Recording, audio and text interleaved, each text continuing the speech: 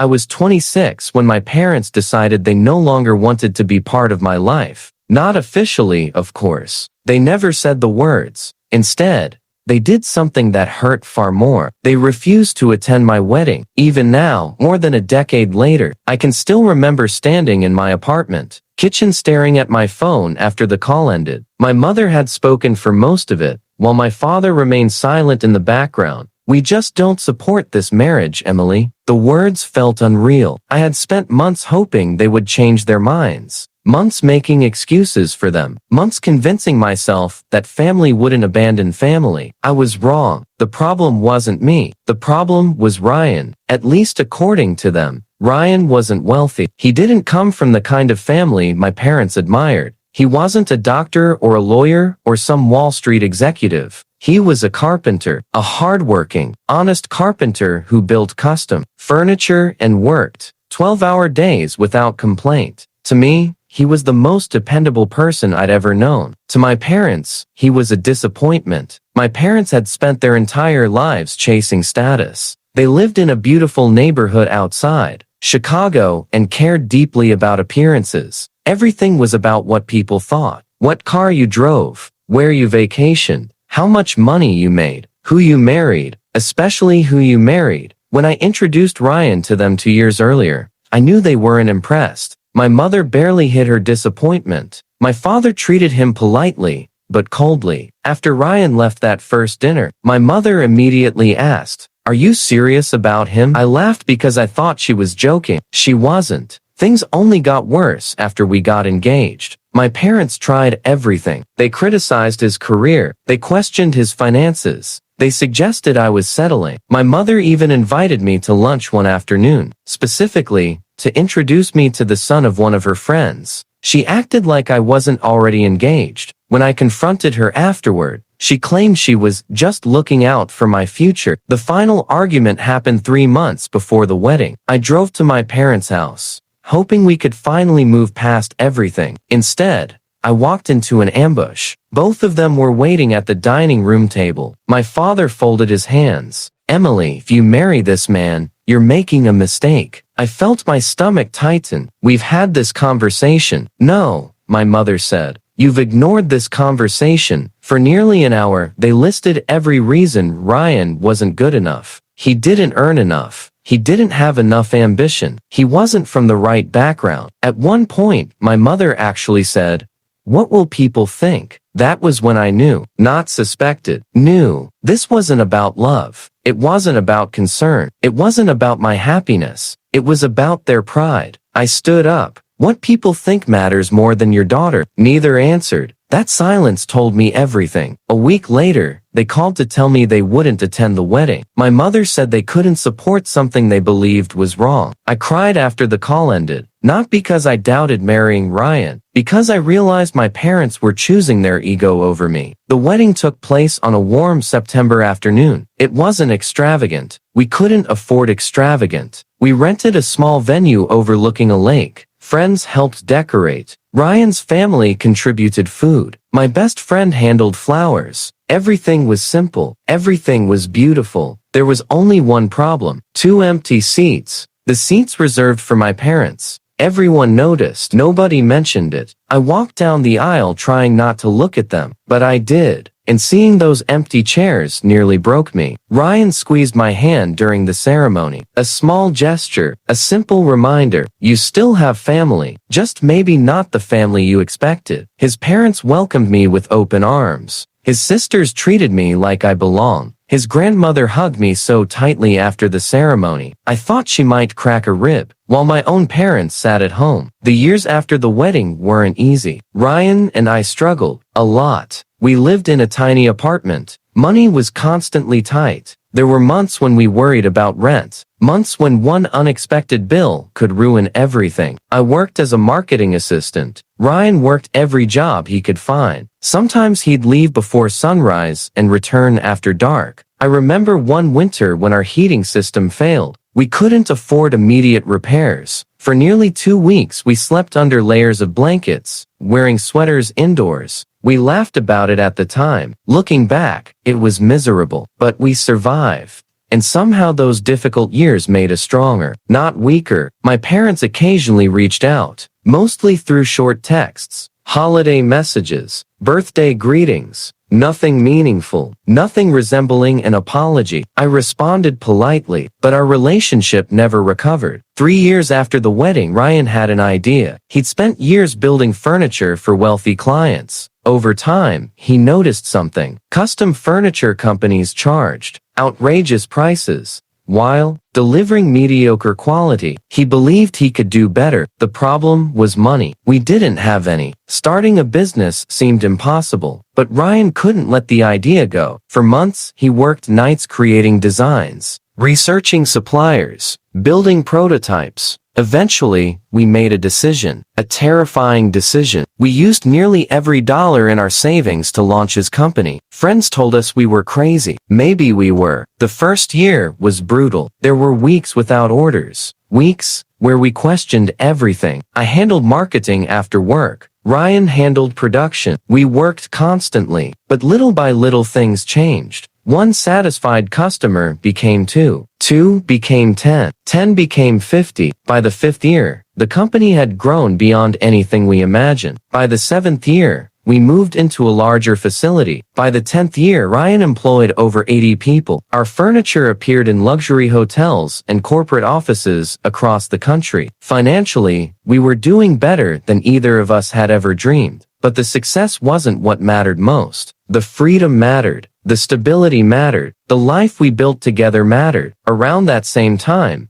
we had 2 children, a daughter named Sophie and a son named Noah. Becoming parents changed everything. Suddenly, success wasn't measured in dollars. It was measured in moments. School plays, birthday parties, family vacations, Saturday mornings, making pancakes. The kind of memories I wanted my children to have. The kind my parents had slowly removed themselves from. My mother saw pictures occasionally through social media. Friends told me she followed everything, every milestone, every achievement, every family photo, but she rarely contacted me directly. Years passed. Then something unexpected happened. My father's business began struggling. He had owned a regional distribution company for decades. The industry changed. Competition increased. Several bad decisions compounded existing problems. Within a few years, he lost most of what he'd spent a lifetime building. Retirement suddenly looked very different. The beautiful house was sold. The expensive lifestyle disappeared. People who once surrounded my parents vanished. Funny how that works. The friends who loved success rarely stick around for failure. One afternoon, nearly 12 years after my wedding, a phone rang. My mother's name appeared on the screen. I almost didn't answer. Almost. But curiosity won. Hello? There was a pause. Then her voice. Emily. Something sounded different. Older. Softer. Fragile. We exchanged awkward small talk. Then she finally got to the point. We'd like to see you. I leaned back in my chair. The request wasn't surprising. The timing was. For 12 years, they maintained distance. Now suddenly, they wanted a relationship. I knew why, or at least part of why. Their world had changed. Their social circle had changed. Their circumstances had changed. And now, family mattered again. We can meet for lunch, I said. The relief in her voice was immediate. We met the following week. When I walked into the restaurant, I barely recognized them. Not physically, emotionally. The confidence I remembered was gone. The certainty was gone. They looked tired, smaller, somehow. We talked for nearly 2 hours. Mostly surface-level conversation. Then my mother started crying. Right there in the restaurant. People turned to stare. She didn't seem to notice. I miss you. 3 simple words. Words I'd wanted to hear for years. Yet somehow they arrived too late. Because missing someone and choosing someone aren't the same thing. I listened quietly. My father cleared his throat. We made mistakes. I waited. Part of me hoped an apology was coming. A real apology. The kind that acknowledged what happened. Instead, my father said, "We thought we were doing the right thing." And there it was. The justification. The excuse. The attempt to soften responsibility. I nodded slowly. Then I asked a question. One question. If Ryan had become successful immediately, would you have attended the wedding? Silence. Complete silence. Neither answered, because they knew, and I knew. The answer was yes. My problem had never been Ryan. My problem had been their perception of Ryan. Eventually lunch ended. We hugged awkwardly. They asked about seeing the grandchildren. I said I'd think about it. That night, I told Ryan everything. He listened without interrupting. When I finished, he asked one question. What do you want? Not what should I do? Not what was fair? Not what they deserve? What I wanted. I thought about it for days. The truth was complicated. I wasn't angry anymore. Not the way I used to be. Anger burns hot, but eventually exhausts itself. What remained wasn't anger. It was distance. A wall built brick by brick over 12 years. My parents hadn't been present during our struggles. They hadn't helped when money was tight. They hadn't celebrated milestones. They hadn't held our babies. They hadn't shown up. Now, they wanted access to the life they'd ignored. That was difficult to accept. Several weeks later, they invited us to dinner. Ryan offered to come if I wanted support. I decided to go alone. The evening started pleasantly enough. Then my mother brought out old photo albums, pictures from my childhood, birthday parties, school events, family vacations. At first, I assumed she was feeling nostalgic. Then I realized what she was doing. She was trying to remind me of the family we'd once been, trying to bridge 12 years with photographs. At one point, she showed a picture of me at age 10. I was smiling while holding a birthday cake. My father looked at the photo. "You were always our little girl." The comment hit harder than expected, because for a moment I remembered believing that. Believing family was unconditional. Then I looked up. "You weren't at my wedding." The room went silent. My mother lowered the album. My father's expression changed. Neither spoke. So I continued. "You missed the most important day of my life." My voice wasn't angry. That made it worse. It was calm, honest. "You decided Ryan wasn't good enough. You decided I wasn't capable of making my own choices. You decided your pride mattered more than being there." My mother started crying again. This time I didn't stop. "You weren't there when we struggled. You weren't there when we built our lives. You weren't there when Sophie was born,